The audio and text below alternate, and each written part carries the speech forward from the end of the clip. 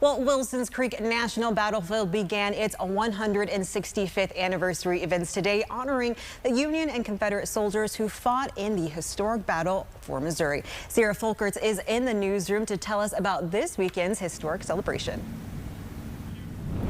That's right, Travia. Families still have the chance to get in on the action tomorrow and Monday on the historical event. Now I talked with history buffs earlier today about why this weekend is so special. Wilsons Creek National Battlefield is starting their 165th battle anniversary celebration with a bang.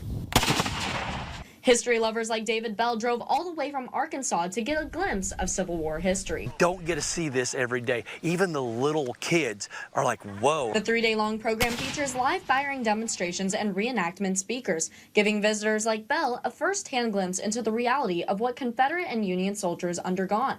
It's history. It just has everything to do with what happened here, why it happened.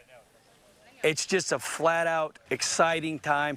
And it's that deep connection to history that makes preserving this anniversary so critical. It's really important to mark the actual battle anniversary every year because this was an incredibly important battle in the history of Missouri and the history of the United States. Second major battle of the war, first major battle fought west of the Mississippi River, and scene of the death of the first Union general killed in combat during the war. Patrick notes that the massive turnout is a testament to the community's lasting interest. Now Patrick tells me he hopes to see that same energy come Monday at 10 a.m. for their bigger commencement. Now you can find more information at ky3.com for the event. Sierra Folkerts live in the newsroom, KY3.